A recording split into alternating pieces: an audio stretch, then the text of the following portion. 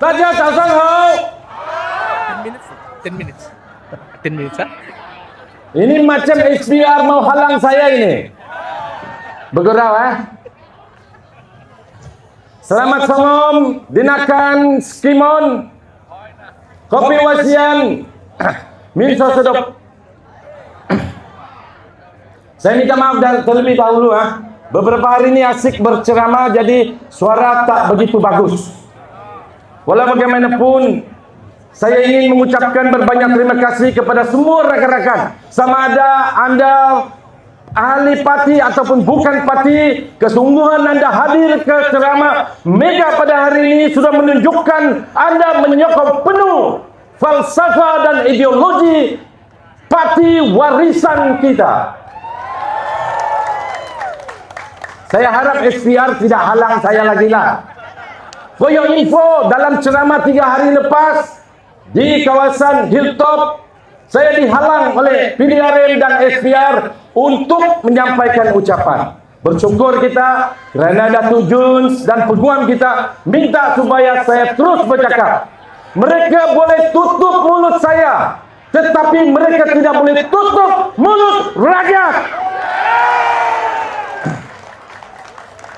Saudara-saudari sekalian, saya adalah Cikgu Tham Yun Fook. Sebelum ini, tugas saya, jawatan terakhir saya ialah Ketua Penolong Pengarah Kanan di Jabatan Pendidikan Negeri Sabah. Saya terima pencen pilihan saya, kelulusan pencen pilihan saya pada 14 hari bulan November, iaitu sehari sebelum penamaan calon. Kalau saya tak dapat kelulusan tersebut, saya terpaksa meletakkan jawatan.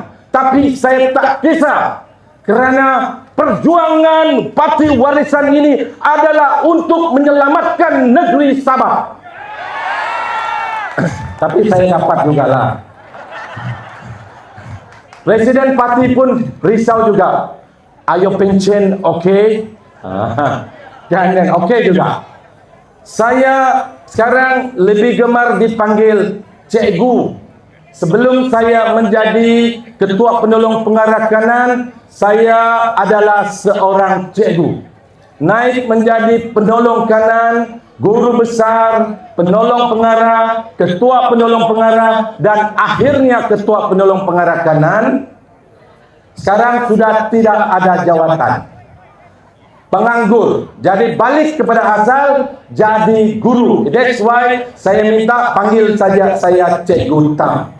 Kenapa saya daripada penjawat awam, penolong kanan yang sudah berjawatan tinggi di jabatan perlu bersusah payah bercakap di sini?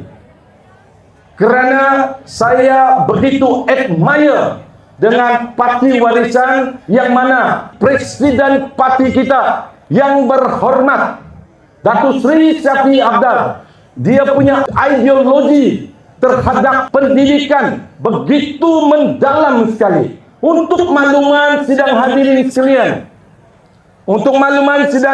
sekalian, pernahkah ada kerajaan ataupun ketua-ketua menteri sebelum ini pernah mau mewujudkan Kementerian Pelajaran Negeri Sabah? Adakah tidak? Ya, memang tidak ada satu. There is the only one CM yang mewujudkan Kementerian Pelajaran Negeri Sabah, Datuk Syafiee Apdal. Untuk makluman kalian, urusan pendidikan adalah terletak di bawah federalis. Maknanya pendidikan ini diurus oleh federal, persekutuan. Kenapa yang amat berhormat di SSA mewujudkan Kementerian Pelajaran? Cuba kita balik kepada MA 63. Di bawah MA 63, 20 perkara, dalam perkara ke-15 telah menetapkan bahawa urusan pendidikan dan juga kesihatan itu terletak di bawah jagaan kerajaan negeri. Tidak apalah, sudah beberapa tahun diambil, diselaraskan dan disatukan di bawah federalis. It's okay. Tetapi tahukah tuan-tuan dan puan-puan, setakat ini sekolah daif kita di antara negeri di seluruh Malaysia, kita adalah pemilik sekolah daif yang paling banyak di seluruh negara. Adakah kita miskin sehingga kita punya sekolah daif begitu banyak? Kita miskin ke? Kita tidak miskin, kita kaya, kita ada minyak, kita ada petroleum, kita ada galian sekarang ini, kita ada emas, kita ada arang batu yang lebih berkualiti. Kenapa sekolah kita masih daif? Sebab apa? Saya tak mau cakap saya cikgu, saya tak mau cakap lah kan. Kamulah yang cakap. Cikgu tak cakap bohong. Itu sebab kenapa saya join, saya sertai parti warisan. Kerana kita nak selamatkan kita punya negeri ini. Saya nak maklumkan, hanya melalui pendidikan lah baru kita boleh membangunkan negeri kita. Ya, ingat ya, this is very important. Melalui pendidikan. Oleh sebab itu, kita mahu supaya kita punya autonomi. Autonomi diberikan kepada pendidikan kita.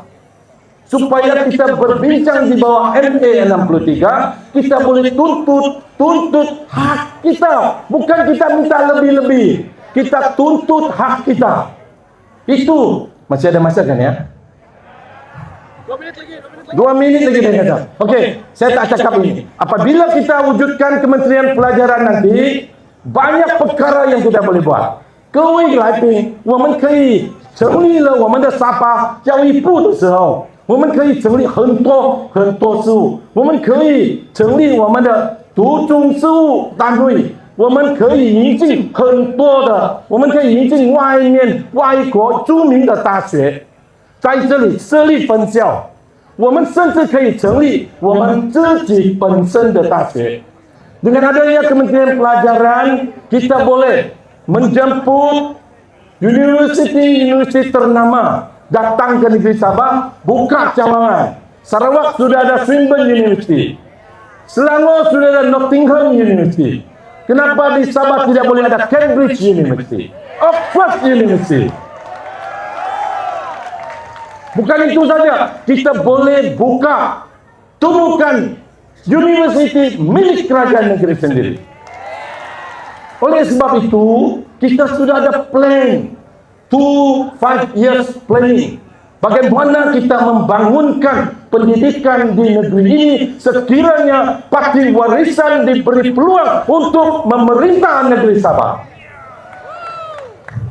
Kita juga ada planning untuk LIKAS. Saya calon N19 LIKAS. Saya Tan Yun Fook, sijil sarjana pengurusan pendidikan 20 tahun saya. Kalau orang kata ada calon di sana yang lebih pandai mengurus, saya lebih pandai mengurus daripada dia.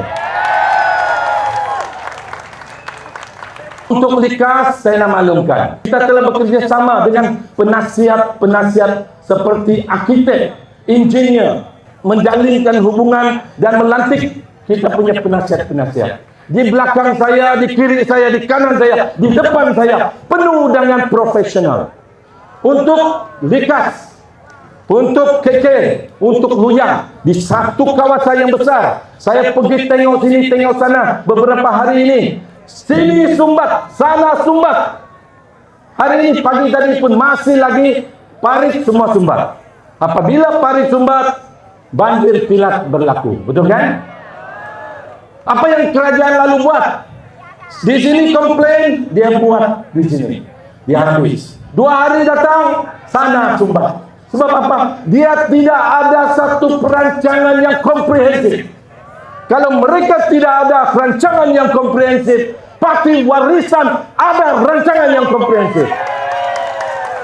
Kita boleh pastikan kawasan semua Kota Kinabalu itu mestinya ada satu rancangan yang komprehensif, yang menyeluruh. Kalau kita nak baiki itu parit sumbat, Takkan kita baiki 20 kaki, sana 20 kaki, sini 30 kaki. Selama-lama tidak akan selesai itu isu. Kita mesti kalau nak selesai, dia mesti selesai seluruhnya. Kalau ada 1.000 kaki, you must selesaikan 1.000 kaki. Betul kan? Tapi duit tiada. Macam mana kita selesai? Bukan sedikit, perlukan peruntukan yang lebih banyak. Jadi di mana kita boleh dapat duit? Tuan-tuan dan puan-puan, di mana kita boleh dapat duit? Kita boleh dapat duit dengan tuntutan 40% tuntutan hasil balik kepada Sabah. Dengan adanya tuntutan 40% hasil daripada Sabah dikira daripada tahun 1974 sehingga ini kita bakal dapat banyak peruntukan. Ini bermakna kita boleh baiki kita punya drainage, kita boleh baiki kita punya lampu, kita boleh tumbuh universiti, kita boleh tarik banyak perkara. Anda setuju ataupun tidak?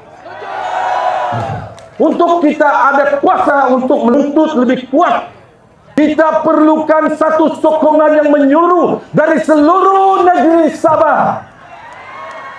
Bukan dari kawasan ini saja, tetapi di pedalaman, di pantai timur, supaya kita bersatu menunjukkan kita punya kekuatan dan menunjukkan bahawa kita mampu menuntut 40% ini dengan pihak kerajaan persekutuan.